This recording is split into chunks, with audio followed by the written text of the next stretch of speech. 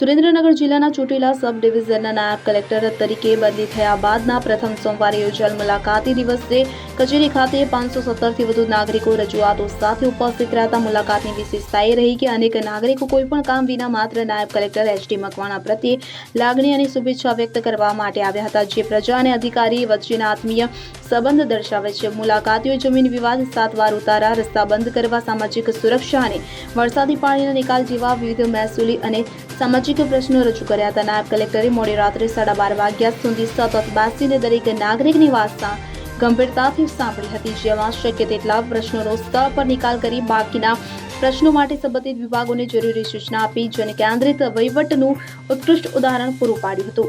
કલ્પેશ વાડે, સુરેન્દ્રનગર, લીંબડી. હવે જુઓ દેશ દુનિયાની તમામ ખબરો તમારી આંગળીના ટેરવે.